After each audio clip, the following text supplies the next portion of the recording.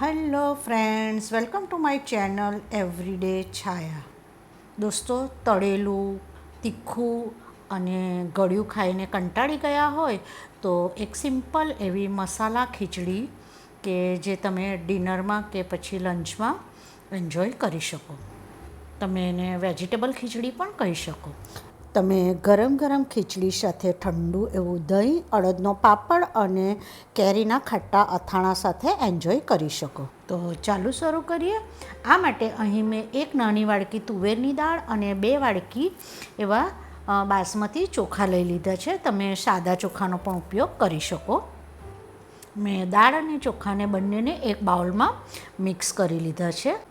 આપણે હવે એને સારી રીતે 2 થી 3 પાણીથી ધોઈ અને આવી રીતે જ્યાં સુધી પાણી ક્લિયર ના થાય ત્યાં સુધી આપણે ધોઈ અને લગભગ એને 10 થી 15 મિનિટ માટે આપણે પલાળી અને સાઈડ ઉપર રવા દઈશું.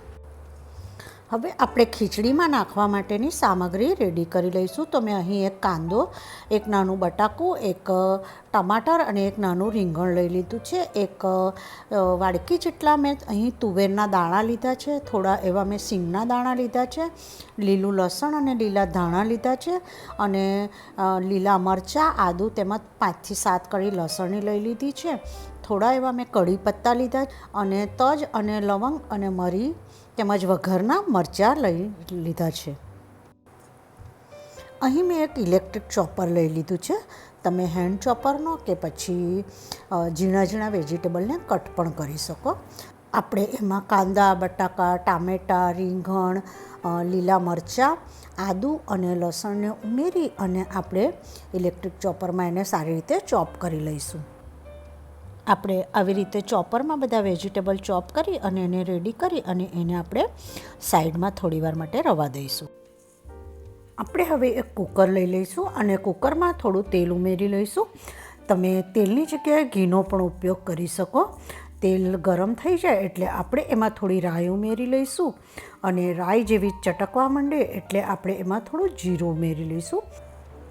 અને જીરું ચટકી જાય એટલે આપણે એમાં તજ, લવંગ, વઘારના મરચાં, મરી, કઢી પત્તા તેમજ સિંગદાણા ઉમેરી સેજ એને આપણે સાતળી લઈશું. હવે આપણે એમાં હિંગ અને હળદર ઉમેરી લઈશું અને જે આપણે ચોપ કરેલા વેજીટેબલ છે તે એમાં ઉમેરી દઈશું અને આપણે એને સારી રીતે થોડીવાર માટે સતળાવા દઈશું. વેજીટેબલ થોડા સતળાવા આવે એટલે આપણે એમાં જે તુવેરના દાણા છે તે ઉમેરી દઈશું અને ફરીથી એને બરાબર મિક્સ કરી લઈશું. આપણે એને લગભગ 1 થી 2 મિનિટ માટે સારી રીતે સાતળશું અને પછી આપણે એમાં લાલ મરચું ઉમેરીશું.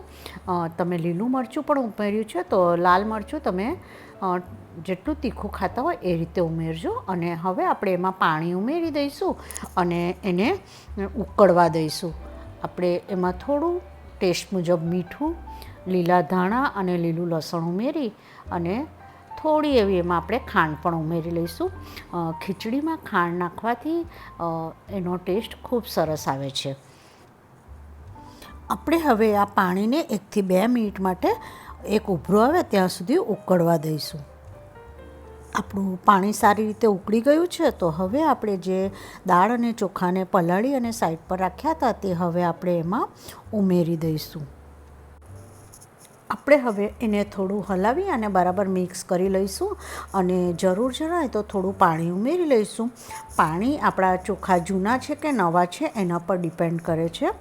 તો હવે આપણે ફરીથી એનો એક ઉભરો આવવા દઈશું અને થોડું એવું આપણે એને ટેસ્ટ કરી લઈશું. ખીચડીમાં થોડું મીઠાનું પ્રમાણ વધારે હશે તો જ્યારે તમારી ખીચડી થઈ જશે ત્યારે એનો ટેસ્ટ ખૂબ સરસ આવશે. હવે આપણે કુકરને બંધ કરી અને એની 3 થી 4 વિસલ થવા દઈશું. આપણી 3 થી 4 વિસલ થઈ ગઈ છે અને કુકર ઠંડુ પડે એટલે એને આપણે ખોલીને જોઈશું તો આપણી ખીચડીનો કલર ખૂબ સરસ આવ્યો છે અને એકદમ સરસ ટેસ્ટી એવી આપણી ખીચડી થઈ છે. તો આપણે ખીચડી ગરમ હશે ત્યારે જ એને સર્વ કરીશું. તો મેં એક ડીશમાં એને સર્વ કરવા માટે થોડી લઈ લીધી છે અને એની જોડે આપણે અડદનો પાપડ, ઠંડુ એવું દહીં અને ખાટું કેરીનું અથાણું તમે એન્જોય કરી શકો.